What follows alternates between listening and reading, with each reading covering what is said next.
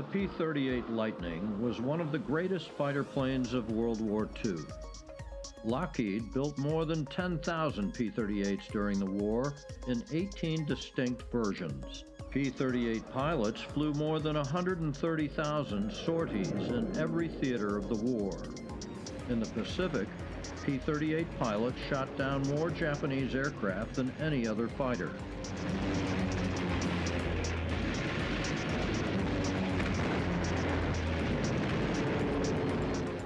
In Europe, photo reconnaissance P-38s captured 90% of the aerial photos taken over the continent.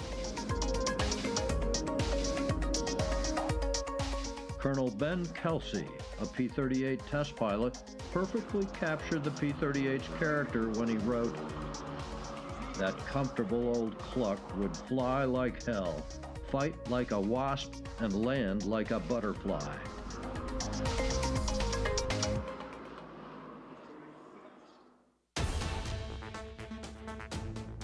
First Lieutenant J.T. Robbins flew P-38s in the Pacific Theater with the 80th Squadron based at Port Moresby, New Guinea. The 80th was nicknamed the Headhunters after the local headhunting tribesmen who hated the Japanese and helped rescue downed Allied airmen. The squadron's P-38s often protected B-25 bombers, making low-altitude attacks on Japanese positions and shipping around Rabaul.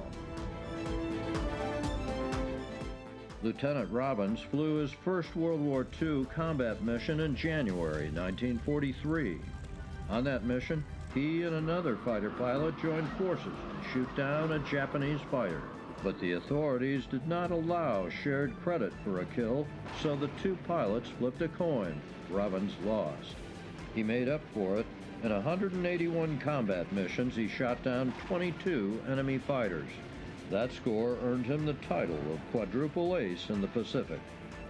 It required skillful flying and shooting, good luck, and a certain amount of recklessness. Once I felt I was competent as a pilot and found that I was quite good, about the time that I got into flying fighters, I was like many others. I suppose I felt near invincible.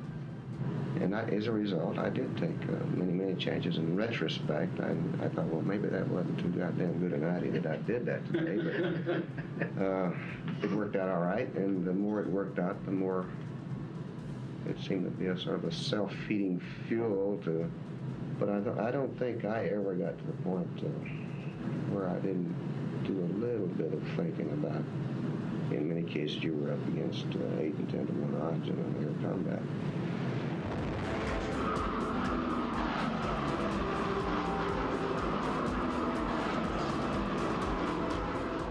During his time with the Headhunters, Robbins flew 5 different P-38 Lightnings, all nicknamed Wandina, a blend of his name Jay and his wife's name Ina. Wandina III, the P-38 you see here today, is one of the P-38s that Robbins flew in New Guinea. On May 7, 1944, she suffered a nosewheel failure, and Robbins made a wheels-up landing at Yemai Airfield, New Guinea. Wandina III sat abandoned there, written off, stripped of usable parts, and propped up on oil drums for 45 years. In 1999, her wreckage was recovered and shipped to Australia and later the U.S., where she was eventually restored.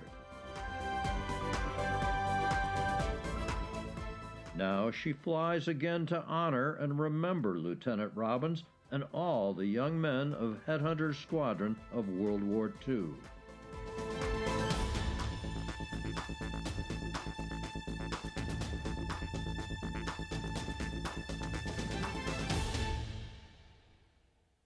Gentlemen, we're on.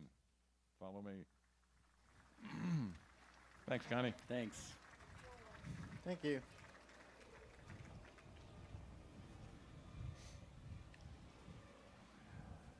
We only got 2 seats because I'm going to be standing. So, Jason, you can take the one closest to me, and Robbie, you got the next one over there. Welcome, ladies and gentlemen. Ed McElhenney again. Thanks so much for being here. We've got a great program this morning. And as you can tell, it's about the fork-tailed devil, as they called it over there. The plan of attack here is basically, I'm going to introduce these guys. We're going to get, the less I talk, the better. I'm going to get these guys to talk about the airplane, talk about somebody's dad. We're going to do a quick walk around. I just want to make sure, too, we got Chad and Kevin out there in the audience somewhere. Where are you guys? There's one, okay. And Chad, are you somewhere out there, too? Chad is over here. Okay, keep going, okay. Because there he is, okay, good. Because those are the guys who are going to be helping us do the walk around at the end. But before we go any further, I'm going to say right now, thanks to you guys for being here. Thanks for bringing the airplane here. Recent restoration, I think, correct me, the 25th of June is when it was finished. That's and correct. So here we are. With that, I'm going to say the first guy here on my left here is Jason Mazzala. He's CEO of The Roost. On the other side there, we've got Robbie Robbins. And if you think that name is familiar, well, yeah, take a look at the name on the airplane, and yeah, that was his dad. Something they didn't, I'm not sure they even mentioned it in the video there, but his dad retired as a lieutenant general. And yeah, so he had a great start with his dad, and it continued on. He is also a military pilot. His brother is a military pilot. We have a very similar background, both F-4 guys, F-16 guys. He's a little bit before me, but yeah, he'll be talking a little bit about his dad and some of the how it was growing up there. But with that, I'm going to turn it over to Jason right now. Like I said, CEO of The Roost, and there's a museum in Everett, Washington also that is associated, and he's the guy who's in charge kind of this restoration project and projects, I should say. And so, Jason, tell us a little bit about who you are, what you are, and your current job right now. Yeah, thanks, Ed. First of all, just want to start by thanking everybody for coming out and giving us support. Super excited to be here and share the airplane with everybody here at AirVenture. The airplane is owned and will reside at the Flying Heritage and Combat Armor Museum in Everett, Washington. And the Flying Heritage Collection was founded by Paul Allen a number of years ago. And Paul quickly became known or kind of renowned in the warbird community for restoring aircraft to exacting standards. And it was important to him to create airplanes that were a piece of history in the most accurate way possible so that you guys could experience that, basically. And because of that, you know, he has one of the most, or created one of the most iconic collections, not because of the quantity of airplanes that he has, but because of the quality of airplanes and the rare airplanes, really unique. Obviously, Paul's no longer with us. The museum has changed hands and was acquired by Stuart Walton, who immediately made the decision and knew the importance of what Paul had established. And Stuart committed to not only carry that torch, but to make it brighter. And so I would just encourage you guys to visit the museum up in Everett there.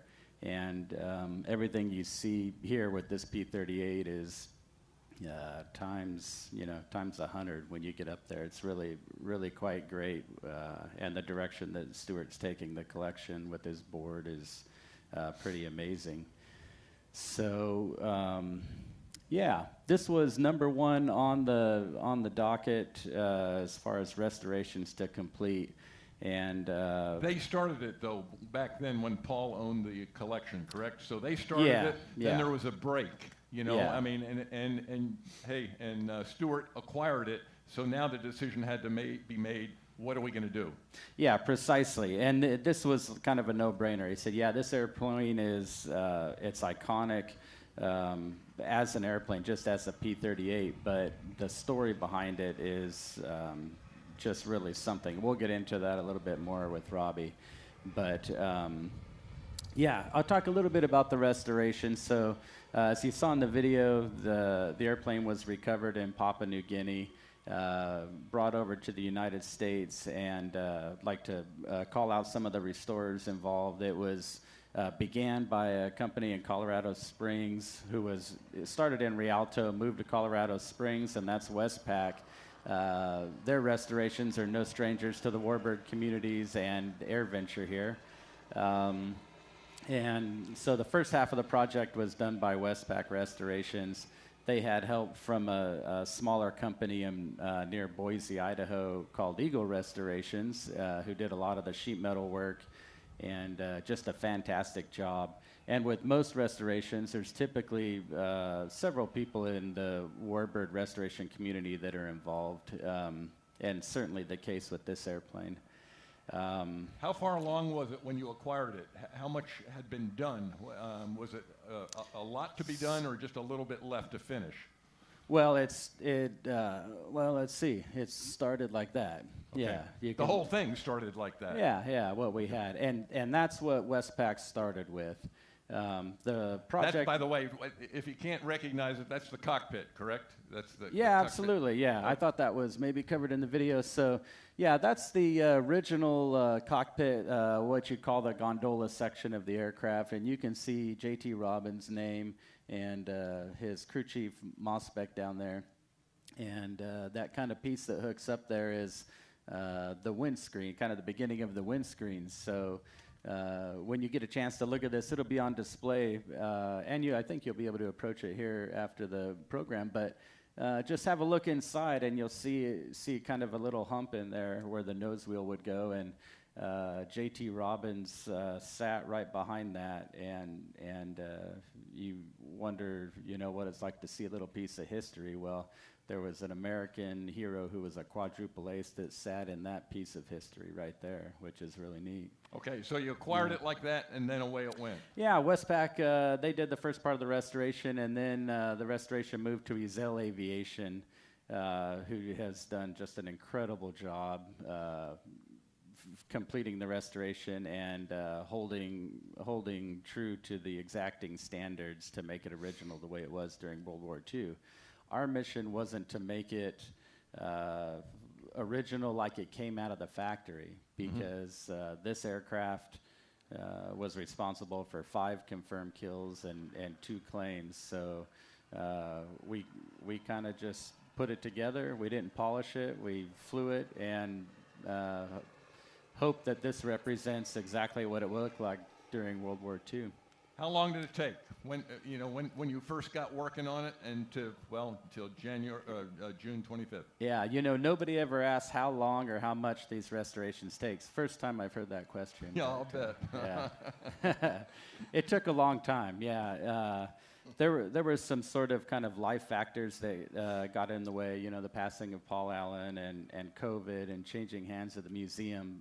So the project took 18 years overall, but not all of those 18 years were full-speed restoration. It was a little bit shy of that, but definitely something that we weren't in a hurry to get done. We wanted to be sure that it was done right. What was the most difficult portion of the restoration? Well, it's a P-38, so there's nothing that's not difficult about it. Okay. Parts availability, non-existent. Most of them were hand-built. Is that right? For the sheet metal structure, yeah, but surprisingly, there's a decent stock of kind of internal parts and like actuators and landing gear and stuff like that. So we did have kind of a stock to draw from. Okay. I'm going to let Robbie talk here for a minute, and I'm going to start. Everybody's got probably a pretty good view of the Buddha up there and the Wandina III that's on there. And I'll just start with, why was it named Wandina? Where'd that come from? Wandina comes from my mother and father's name combined. When my father was born, it was J. Thorpe Robbins. So he didn't have a surname. So when he joined the military, he had to lengthen it, so he went to J-A-Y. But when they got together, my parents, they decided on, after they had met and they named an airplane after the two of them, than J and Ina, but they didn't like the sound of Jandina, so they came up, since my father was from Texas, the Wan, so Wandina is what they ended up with. And up until a year ago, nobody on the planet except my brother and I knew that it was really Wandina and not Jandina. So that's where it is today. Okay, and it is a military family, by the way. Yeah, his dad obviously flew this airplane. This guy is a former F-4, F-16 kind of guy also. His brother was a C-130 guy. Yeah, he went to that school down in Texas with an A&M after the end of it. Yeah, and he got into it that way. But how about your mom and dad? I think there's an interesting history there too. And tell us a little bit how they met and the connection, the military connection, if you will. He made a comment inside about what your mom and dad were both in the military before the war and after the war. Is that right? Correct. My mother was from New England. She went to nurse training, and because she was top of her class, they kept her along there in the hospital, and she was tired of working 60-hour weeks every week forever, so she decided to join the Army to take a break. And she was due to get out of the Army on December 10th, 1941. Well, a little bit late for her, so she was on the first boat leaving New York Harbor for the Pacific, originally part of a 4th General Hospital, I believe, and en route to Singapore, where they were going, the Japanese captured it, so they got diverted to Melbourne. That is where my dad met my mother, was in the hospital in Melbourne. He was then a P-39 pilot in Milne Bay in New Guinea, and he had a annual flight physical, and they found a heart murmur, electrosis, I can't pronounce the word, but he had this murmur, and the flight surgeon wouldn't clear him until he had that checked out. Well, the nearest EKG happened to be in Melbourne, Australia. So he flew PBY to Townsville, I guess, in Australia. Then from there, a hospital boat down to Melbourne. You can imagine this takes a while. And he was walking down the hall, and he gets this arm on his, or hand on his arm, and it was my mother grabbing him. There was a sick soldier that fell out of bed that she couldn't get in, and he happened to be the nearest guy. And that's how they met. And he happened to be assigned to that same ward, so they got to see each other frequently. So I think that's where the romance began, obviously. They were there for, I think my dad was there for another 2 months before he got sent back to New Guinea. And subsequently, my mother also got stationed in New Guinea at Port Moresby for, about 6-8 months or something. So they were only a mile apart from where he was at 3 Mile Drone. Mm-hmm. All right, let's keep on looking. As long as we're looking at nose art up there, how about it looks like a Buddha there.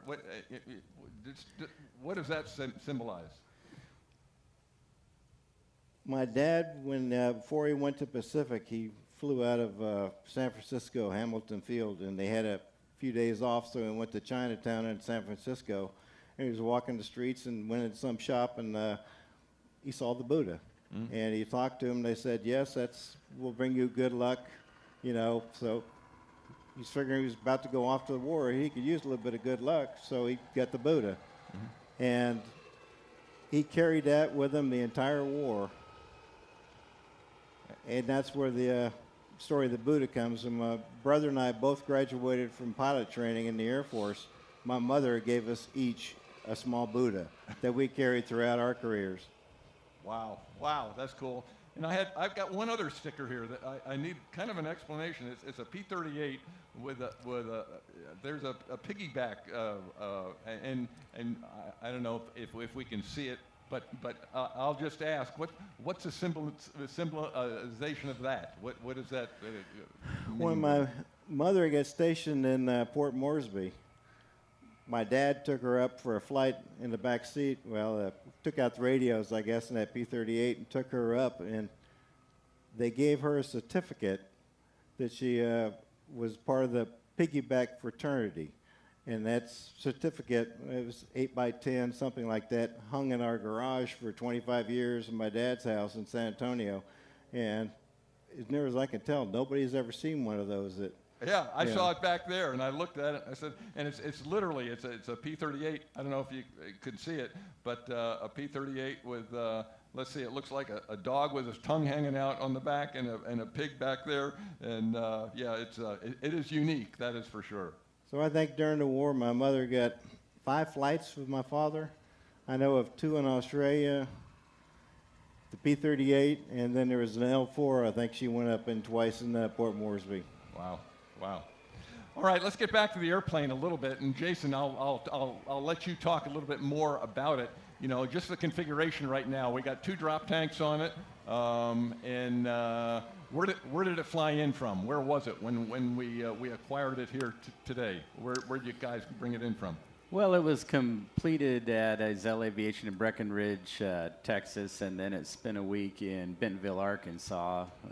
We did some kind of finishing touches and got it ready for the show, and then it flew up here from Arkansas. Yeah. Any immediate issues with it?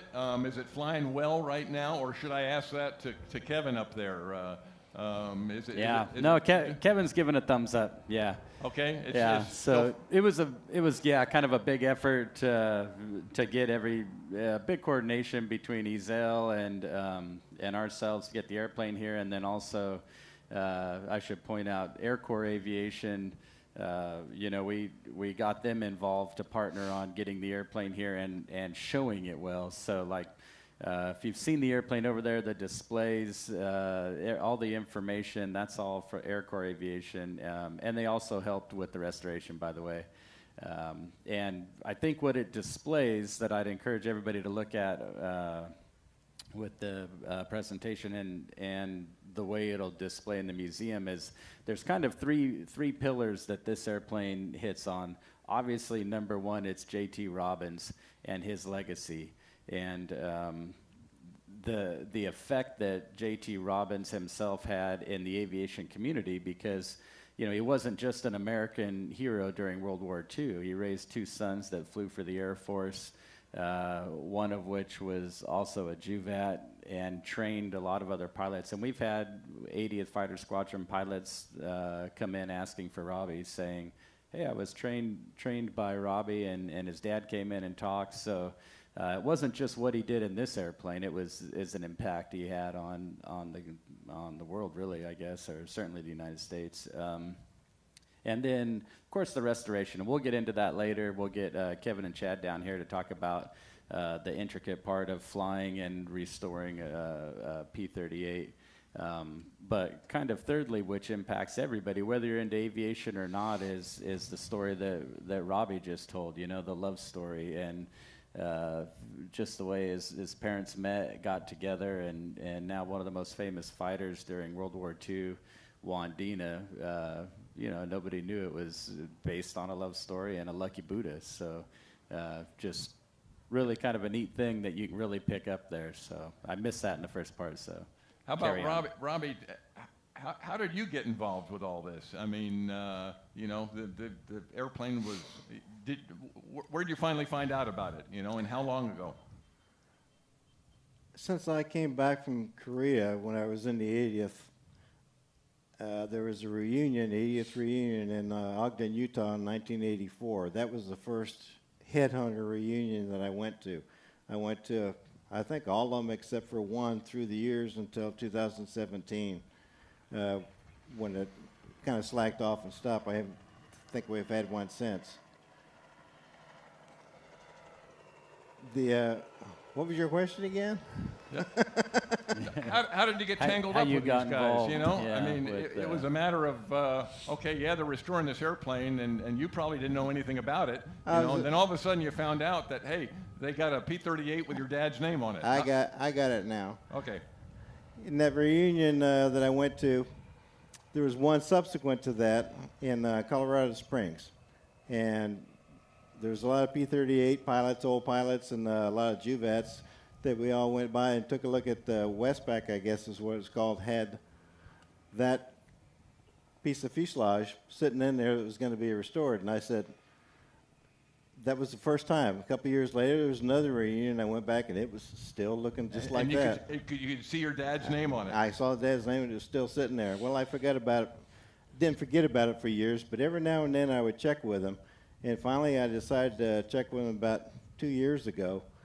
And I said, what's the status of the P-38? And he said, well, we no longer have it. It's sent down to Ezel Aviation down in Breckenridge, Texas. So I Googled it and found out, and finally got in touch with Chad Ezel down there, and he said, yeah, we got it. It's being restored, and the person you need to talk to is Jason. So I got in touch with Jason about 1.5 years ago, and ever since I've been intimately involved, getting pictures and stories and everything else, helping out for this day.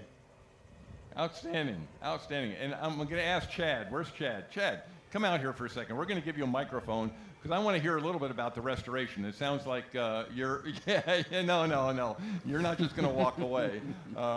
If we've got a mic nearby, there'll be one shortly. Here we go. Connie's got it. And yeah, I'd like to ask about, I asked Jason, what's the most difficult, and he said it's all difficult. Okay, but I'm going to ask you now, what's the most difficult? If you start right here and you keep going to that Hellcat, you might have gone far enough. It's a unique airplane. It was designed in the late 30s, and they were, Skunk Works started there. Kelly Johnson was Lockheed, yep. And their design and everything they were doing was state-of-the-art, brand new thought process, and they kind of had a direction they wanted to go, and then everything else was kind of, for a mechanic side of it, put into a corner. So it's a very complicated airplane to manufacture and build, and it's a very complicated airplane to restore and maintain. So okay, and I don't know how else to put it without getting very drawn out and boring, and I'll start getting upset. How about engine-wise? The engine's pretty reliable at this point, and maybe I should ask Kevin about this. But yeah. Well, they only quit because he selected their own tank. Oh, I didn't ask that question. Well, no, he knew he would run tanks dry. Part of the process is we're proofing the aircraft for safety reason. He goes altitude and he'll run a tank dry, and he wants to know, well, how long did it take to do that? And we found issues with a carburetor, flowing fuel back more than it's supposed to. You'd have to understand the way the carburetor works and a vapor vent return. So we learned things we didn't know, but the engines are really reliable. Vintage V12s did the engines. Jose, they're Allisons, right? Yes, sir. They are Allisons. Allisons, and they rotate the opposite direction. Yes, okay. sir, yeah. Okay. Yeah. Well, I mean, they're both going this way, right? Right. Yeah. Right. Okay. Just because it looks pretty, I think, is really the only reason they did that. There was a lot of the inner fillets were. There was a lot of heartache in the design because they had a lot of turbulence over the tail, and they kept changing the direction of rotation of props. And then there's a lot of theories of why, and then within the result of why this. But one story says the fillets fixed the problem. The big fillets around the gondola that they were trying to solve with propeller rotation, but they stuck with that rotation because of benefits of that. So, okay, outstanding. Well, I'm going to ask Kevin come down here right now because I want to get a little bit of a pilot's perspective. I'm sure y'all are kind of interested a little bit. And Jason, you said he's got like 500 hours in the P-38 or something. Is that right? Well, that's what he told me. Okay, yeah. I guess we're going to find out for real. Okay, 500. Okay, 500. Yeah. So I want to ask Kevin, how's this thing fly? I mean, I know it's only been airborne for what, a month and a half or so now. It's a great airplane compared to other fighters like a P-51. It's a big airplane, so you get in it and you muscle it around. It doesn't have the visibility that some do, but it's a real solid, smooth running airplane. Easy to take off and land because of the tricycle gear, obviously, but it's just a great airplane. All right, how about a quick walk around on this thing? Start from stem to stern. Okay. Things that and I don't know. Well, we started in a nose. That's Chad's favorite, like he said, but we got Chad. 4 50 caliber machine guns, a 20 millimeter. 20 millimeter had 150 rounds. The 50 cals had 500 rounds apiece. Landing gear here. It's got a shimmy dampener to keep the pretty much to keep the nose gear centered. There's no differential, or there's no nose wheel steering, so it's differential braking and throttle to get it to steer, so that helps it. They flew these things off of dirt and grass and all kinds of weird stuff, right? They did. So yeah, I mean, as you can see, big tires, so it was a real tundra type of airplane. I mean, it was a tough airplane. Yep. Yeah. Yep. I'll kind of start here. Engine, we got the 3 intakes here. The outer ones are the oil coolers. The inner one is the intercooler. So that cooled the air charge from the turbo before it went to the carburetor. Mm. Propellers, as we said, they both turn outward, so that means they have 2 critical engines.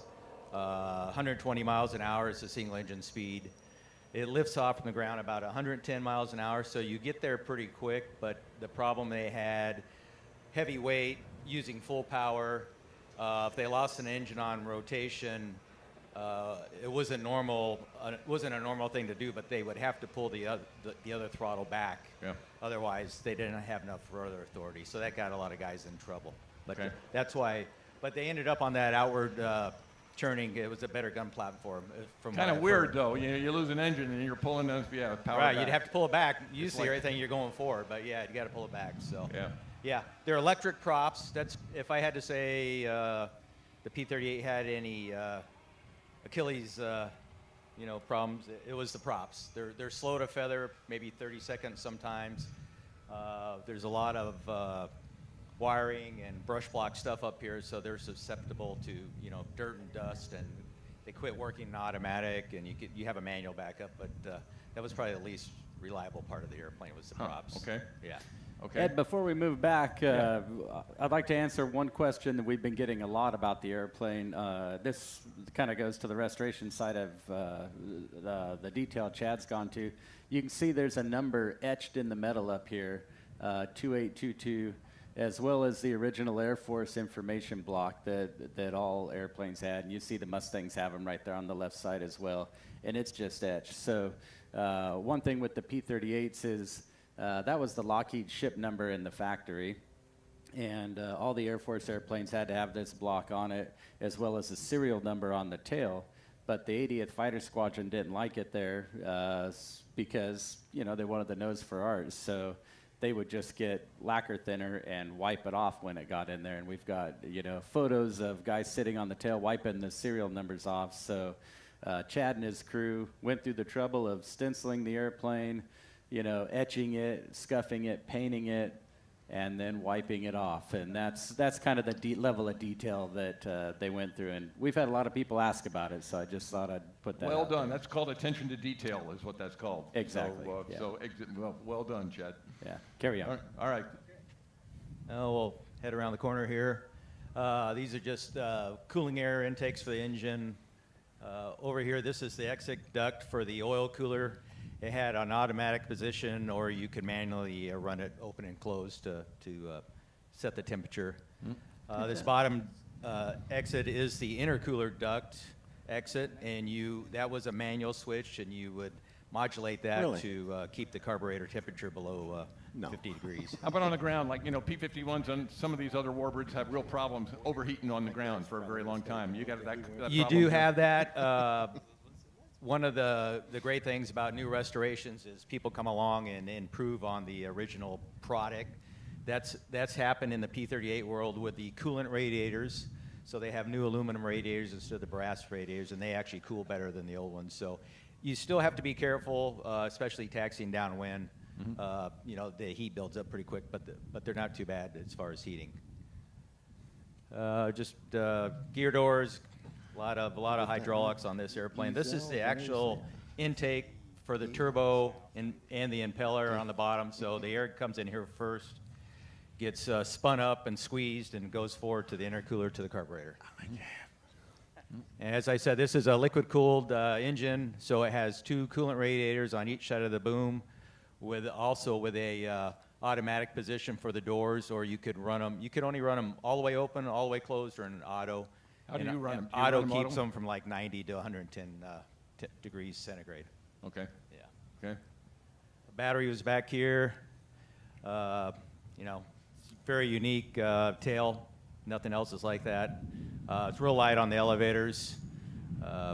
They did have that buffet problem, as they talked about. So one of the things they thought would fix it are those bob weights on the horizontal over there. That actually didn't fix it, and they ended up putting the fillets on it that solved the problem. Yeah. Okay. Yeah. How about ailerons? Roll rate on this thing, pretty good? It's not bad. Like I said, this is a J model, so it's all cable driven. It's got heavy ailerons compared to other fighters, but you know, when you roll the yoke, you actually go past 180 all the way if you want to do a fast roll, and it's not as fast as others. The later models, the L models, they went to a hydraulically boosted system, so they're feather light on the controls. They really have a fast roll rate. Okay. But it's a big airplane, 52-foot wingspan, so it's a big airplane out there doing stuff. Cockpit-wise, comfortable, big, very roomy? Yeah. Well, this one's not so roomy, but the ones without all the stuff are pretty roomy. Yeah, you climb up from the back on that ladder, so you got to have a little bit of agility to get in there in the first place. Get in the cockpit, lots of leg room.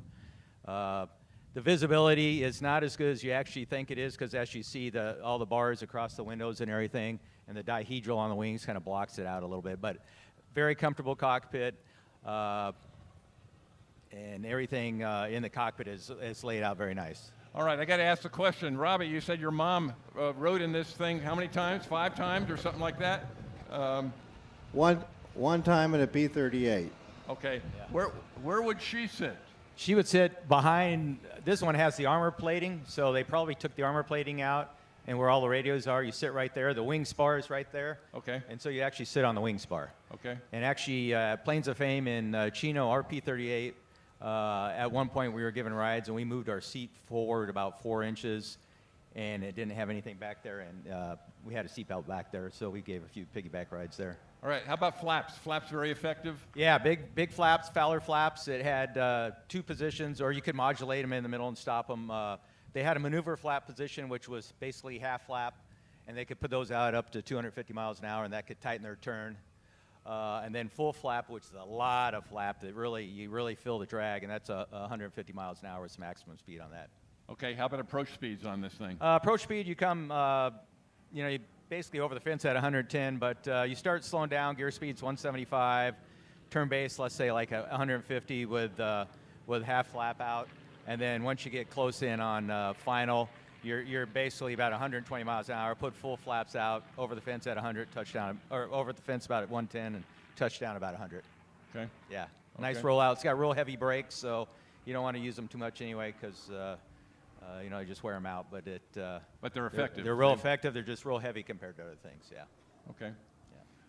All right. I'm trying to think anything else on the walk around we need to see, but yeah. What are we looking at on the top of the motors right there? That on top of the motors here, that's the actual turbo supercharger, external turbo supercharger. The engine had an internal supercharger, but then it also had the external turbo supercharger. So one of the reasons the P-38 is so quiet is that the exhaust just goes through that and just out a little exit, the wastegate. So it's a really quiet airplane compared to other individuals with different stack configuration. And how much horsepower per engine? This one has 1,425 beside. Okay. And I know there was talk at one point about maybe putting rolls in them or something like that for more They horsepower. did, and actually Rolls is a great airplane, but what they found out is when they did all the testing, this had a better fuel burn, so you weren't going to gain anything with the Rolls-Royce because it used 700 to 800 horsepower just to run the supercharger, and this had a better fuel burn, so they could go farther with it and have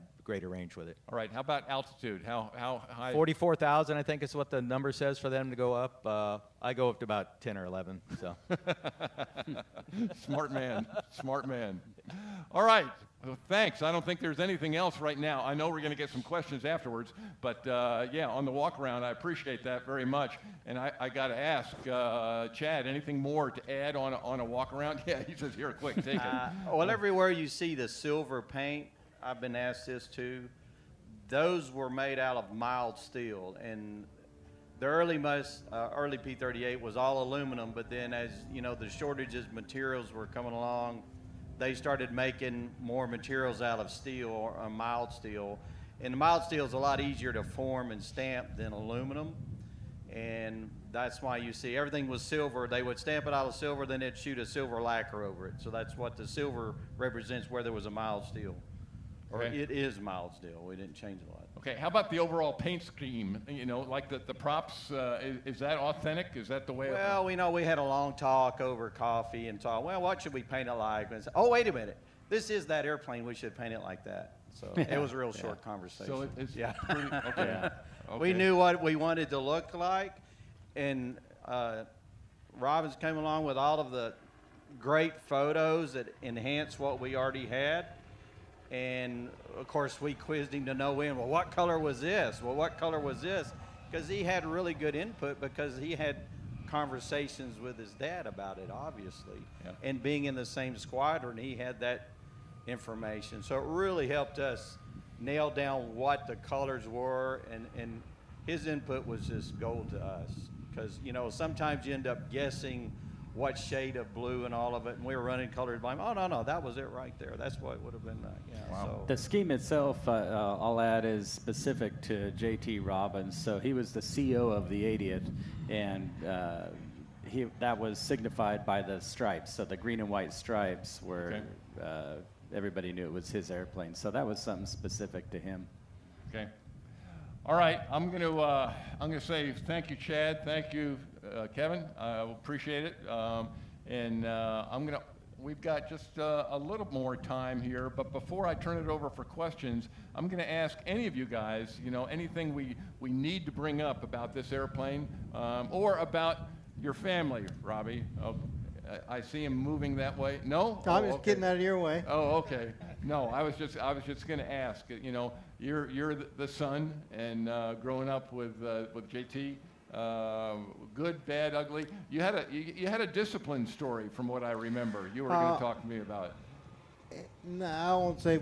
My brother and I never had a discipline problem around my dad, because he took care of that when we were a pretty young age.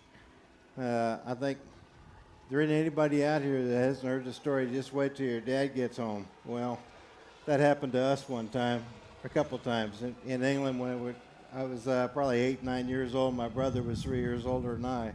Mother would say, just wait till your dad gets home, and initially we didn't think much of it until one day he comes home with some boxing gloves. And me being the youngest, I always got to pick the first pair, so I got the ones that looked like feather pillows. And my brother got the 4-ounce ones, which were nothing but leather. And I got first punch, and it bounced off him. Then he got second punch, and I'm down the ground crying. And then my brother's crying because I was crying. And that happened twice. And forever after, whenever my mother said, wait till your dad gets home, we shut up. we wanted nothing to do with that. Yeah, then you learned about discipline at Texas A&M for a while, too. Well, he went through it. My uncle with my brother, a lot of cousins. So, yeah, grin and bear it. Yep. The family has a real history. How many? Let's see, your dad, you, your brother, your cousins. Uncle and nephew. Yeah, that's not bad. All right. With that, I'm going to say anything else, Jason, to add that we've missed at this point. I think you've covered a lot about your organization, about the museum up at Everett.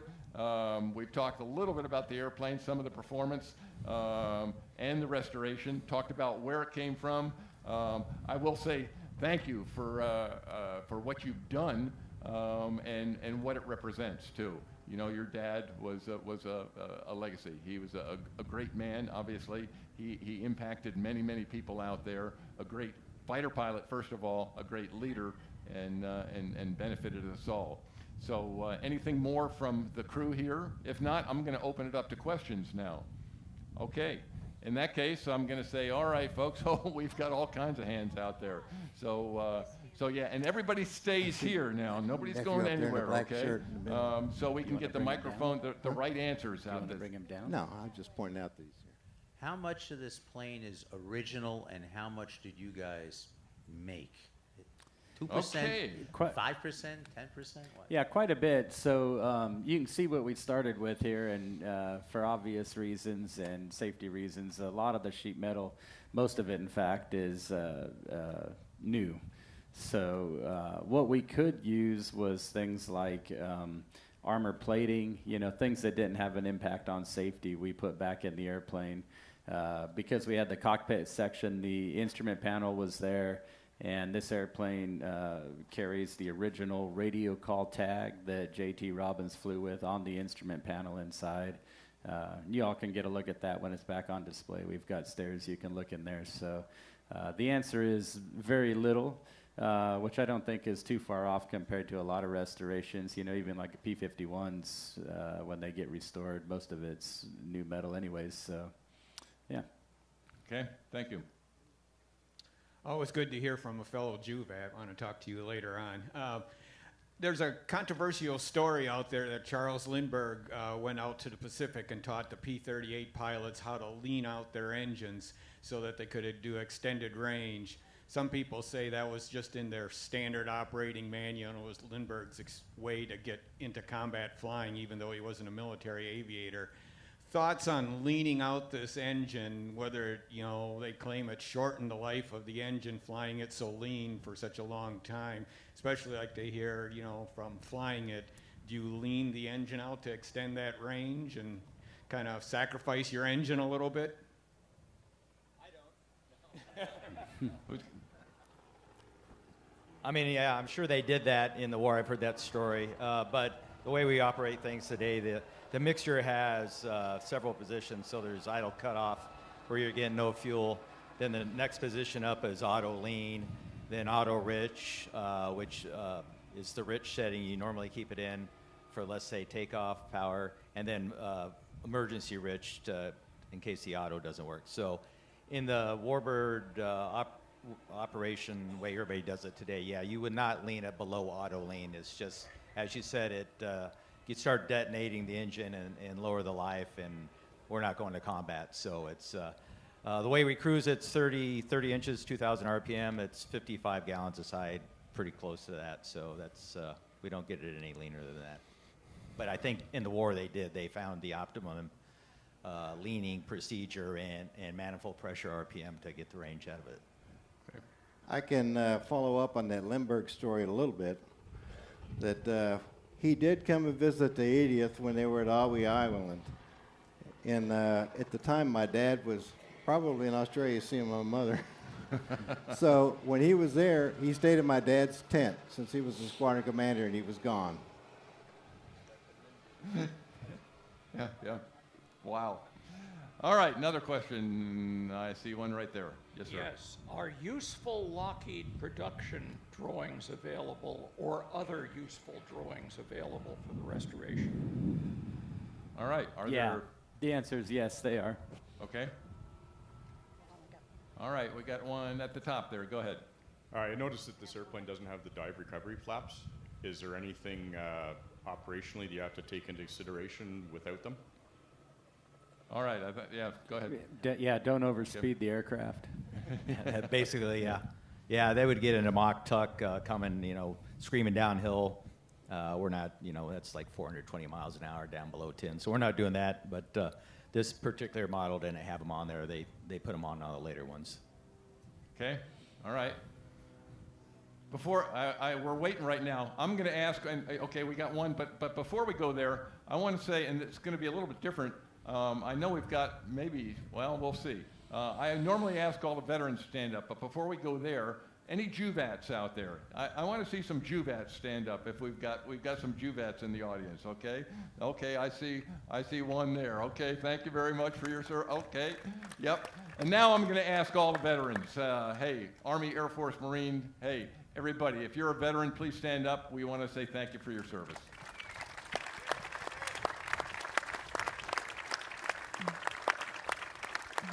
All right, thank you. Now, we've got a question over here. Like the Navy wasn't supposed to stand? No, I'm sorry. Okay, you have to Navy. Yeah, my brother was Navy, so yeah. For the pilot, what did you mean by manual backup to an electric prop?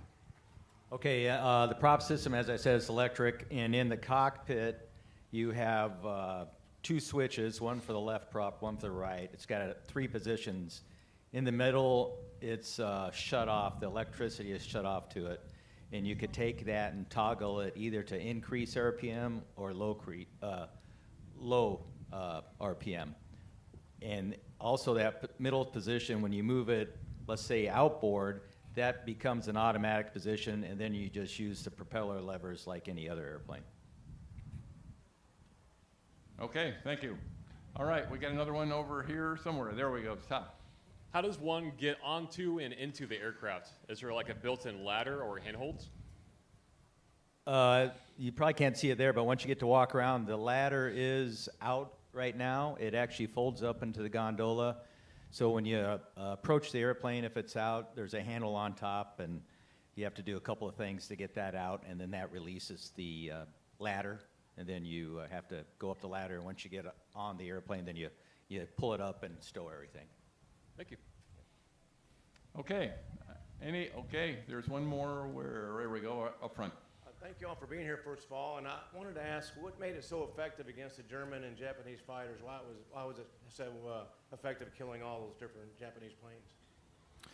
Well, it was fast, for one. It was one of the fastest fighters when it was introduced.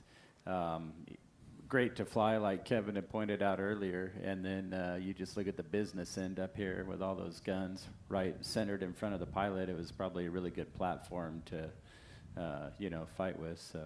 We had good range, it had good altitude, Yep. good speed. So yeah, it did all those things, and it was a very, very effective fighter. Okay, got one right here. Go ahead. Yeah, I've got two questions on restoration. Number one, are there any restorable airframes out there? And if there are there any projects out there? And the second question is regarding the Greenland expedition. What's your opinion on that? Answer the first question would be a question, are you interested, or? Okay. Yeah, there are. There's still some projects out there with viable identities that could be resurrected into, something like this someday. And you never know. You never know when that might happen. How many flyable Lightnings are out there right now? 10, I believe. 10? Yeah. Okay. All right. Yeah. I think the Greenland expedition was fantastic. I mean, one of those 10 flyable P-38s came from that, and what they did was just absolutely incredible. So I don't know what else to say about it other than. Well, Ken's actually up there. They're actually going after another one. Oh, the current, yeah. Well, TBD is what I'd say. Yeah. Hey, I saw that they're postponing to next summer due to weather. But I do know that gentleman, and he's been after that for many years, locating, and he believes he's found one. I did get a phone call from him talking about the hydraulic fluid he believes he drilled into in an airplane when he was born. But he's going to dig down, and we hope it's a P-38, not a bulldozer. Okay, one more question. We got one more. Here we go, right up front. Okay, not a Juvet, but I was a fiend at Osan. All right, all right. 4 questions on the 50 cals. What was the max effective range? What range did most guys like to fire? How many rounds and how many seconds of fire time would that give you? It's a lot of information I don't know. Yeah, I'm sorry. I just don't know the answers to all that. Does anybody? 500 rounds, Kevin says. Okay. Yeah, I'm unprepared. I apologize. Not sure. I think it was 500 rounds per 50 and 200 for the 20 mil, something like that. Okay, thank you. And we're going to do something a little different. This is being streamed, I think everybody realizes, all over the world. And we've got social media representatives here, and we've got some questions, or one question, I'll say, from social media. So go ahead, Zach. What's the question? Yeah, so for one of our folks that's online that didn't get to make to the show, they'd like to hear about your trip up and your arrival. Trip up and your arrival. To the pilot. Oh, yeah. Okay. Well, uneventful? I'll let you. No, it was eventful. Yeah. It was hot. Hot. Typical kind of fighting weather on the way up. We came up in a 3-ship with Steve O'Hinton flying the Hellcat and myself in a Mustang, one of Stuart Walton's airplanes flying support for the P-38. Where'd you come from? What was last leg? Bentonville, Arkansas. We all rendezvoused in Bentonville and then headed up as a 3-ship. And The east-west runway was closed, so the main runway was pretty jammed up. So we got to hold over Fond du Lac for quite a while, and then They don't give you priority? we tried, but no. Okay. I think they gave it to the Raptors. Yeah, that's exactly it. Okay, so pretty much uneventful though, other than just a hold and yeah, okay. You All make right. it sound easy. Yeah. Yeah. It didn't feel like that, but yeah. I understand. All right, I think we're done at this point for time and questions. So I'm going to say thank you to you gentlemen. Chad, yes. Thank you for your job. Well done. Robbie, thanks for being here. And your stories. Jason. Thanks, Ed. Well done. Thank you. Keep up the good work. And Kevin, have a safe trip home. Thank you. All right, folks, thank you very much. This afternoon, we've got, it's the Day of the Cats, if you haven't heard. We've got Tiger Cat, Bear Cat, Wildcat, Hellcat, and they're all going to be up in here. So, hey, go ahead and join us. Thanks again for being here.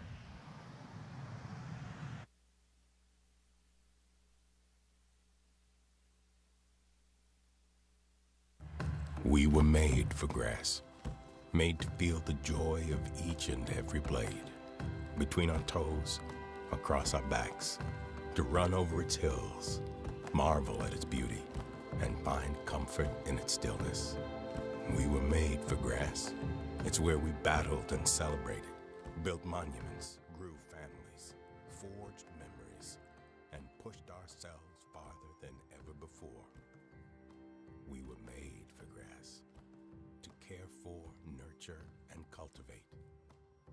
We've always made sure to have a patch of our own, because there's no greater feeling than being on the grass, except leaving it.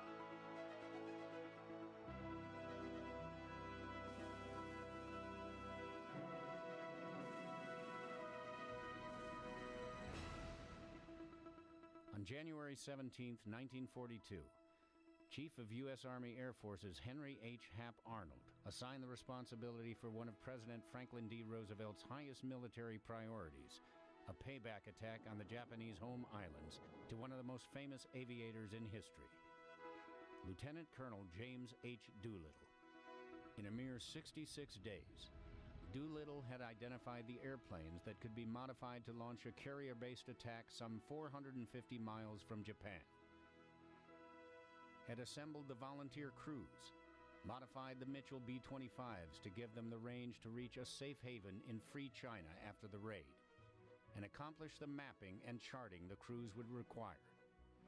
Now on March 23, 1942, Doolittle assembled the men who had been training for the mission at their training base near Fort Walton Beach, Florida. It was time to fly the planes west, to the Sacramento, California Air Depot for final adjustments.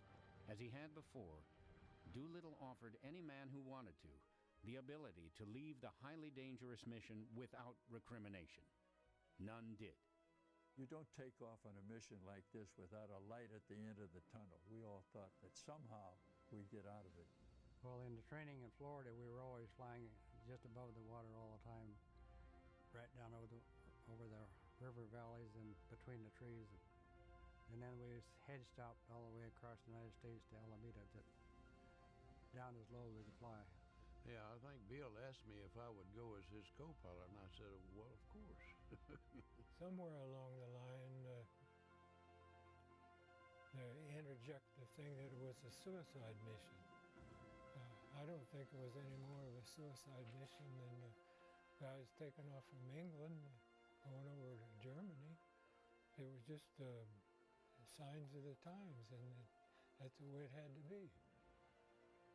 And that's the way it was, and that's the way it was accepted. I'm Gary Sinise, and this is Missions That Changed the War.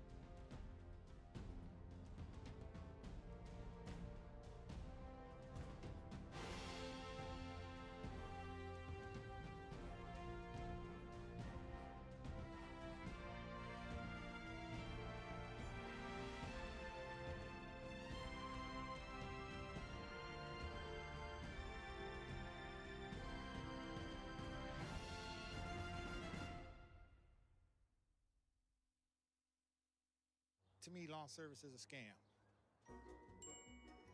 There's no lawn service for you. Unfortunately, I don't trust them very much because I don't know what they're putting down. Nobody's going to pay attention to your lawn like you do. It's the whole point of owning a home is that you maintain your own lawn. We've taken care of this lawn from day one. I take pride in it, and when people tell me it looks good, it makes me feel even better. Do you use a lawn service? Absolutely not. I have you. I know what I'm putting down when I put Scott's down. I'm putting down a great product.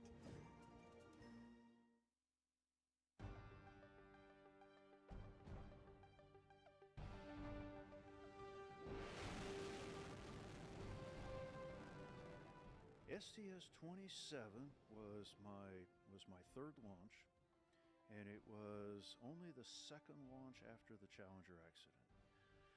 Well, I will never forget, we maneuvered the arm, and Mike Mullane was my arm operator, so he moved the arm over there, and we brought up the television image of the right wing, and I looked at what I was seeing, and I said to myself, we are gonna die.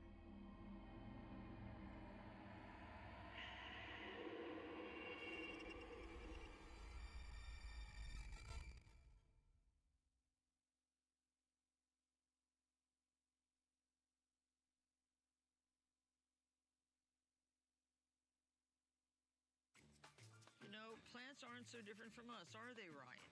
Plants need food like people need food. And that's right, and they do tell us what they need, like this really good organic plant food from Miracle-Gro. It's just as important as soil, sunlight, and water. Ryan the philosopher. And you know what this one is telling me? She needs a spicy martharita and a lounge chair by the pool. These peppers look hangry, Ryan. Eat them, don't just stand there.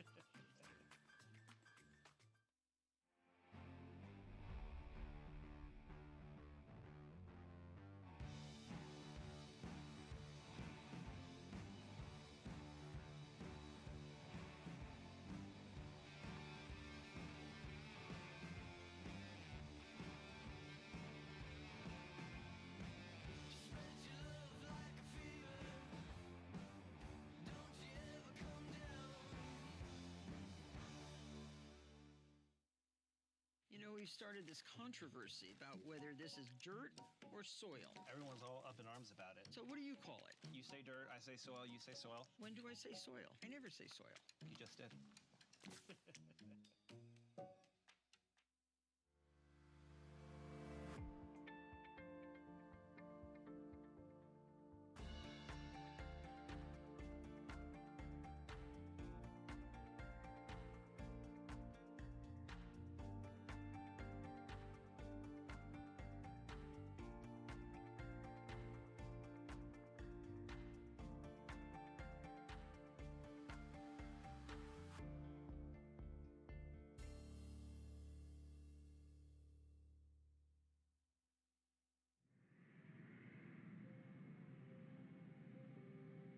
There was a day in 2011 when I'm told I was the highest person on Earth. Literally. On that day, I traveled to the space equivalent altitude of 70,000 feet. Thanks so much. We'll see you tomorrow. It was a voyage to the edge of infinity. For a few minutes that I will remember for the rest of my life, I stared through the frost formed on the canopy of our aircraft as deeply as I could into forever. I'm Gary Sinise, and this was my high flight.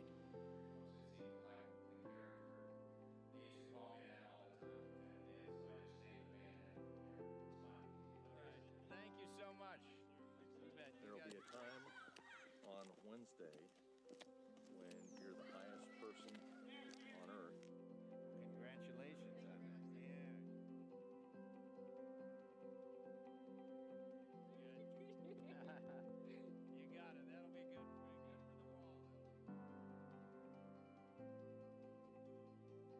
How are you? I'm Gary. Thank you.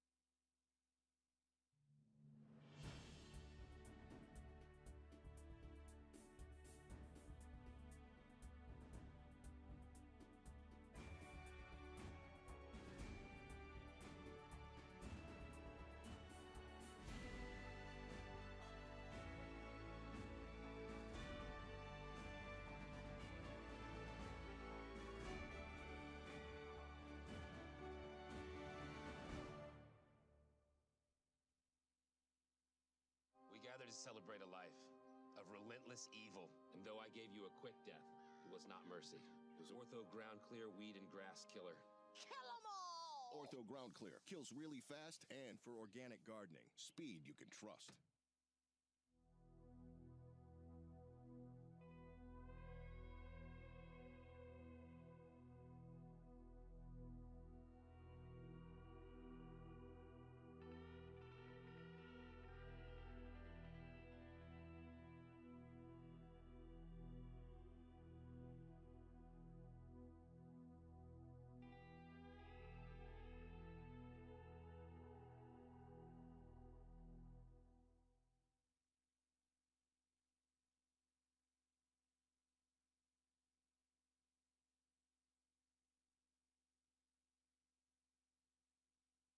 So he comes back in a few minutes with a guy about his age, same size. He says, "Now this is the camp commander." And I said to myself, "Oh yeah, this was Saturday morning." I said, "Oh yeah, these guys were out drinking beer last night." They said, "Oh, we're gonna have some fun with a new guy." He asked, "Will you write your autobiography?" I said, "No." They talked in Vietnamese. He says, "He asked you one last time?" I said, "No." He talked to me. He says, "He orders you to write your autobiography." I said, I take my orders from the Chief of Staff of the United States Air Force. He talked a little more in Vietnamese, and he says, one more time? I shook my head. And the camp commander looks up in very good English and says, you will be very sorry. Got up and walked out. 2 or 3 minutes later, this big guy comes in, biggest Vietnamese I saw. And they put me on the ground, pulled my arms back up behind me. I couldn't do it again. My life depended on it. My palms were together behind my neck. I could scratch my neck. And they put Vietnamese handcuffs right there. And they walked out. And I thought, this ain't a big deal. About 5 minutes later, my hands were numb, my arms were numb, and shortly my shoulders were numb, and pretty soon my chest was numb. And it proved, for me at least, the whole point was, we can make you do it. What that sergeant had said. We'll show you that we run this camp. You'll do what we tell you to do. Then that night, when you were asking, this was really my low point. When I ate that meal and realized that I had been broken. And so I went over and leaned up against a wall, just slumped down, and there was one light way over in the corner. And I looked up, and it just kept attracting my attention. And I remember thinking it was like Moses in the burning bush, I guess. And I sat there and I looked at the light. And whether it was a split second or an hour, I can't tell you. But I had an experience of something happened to me, and it was all over. I feel very comfortable, very secure. You're going to live, you're going to get out of this, and you'll go home someday.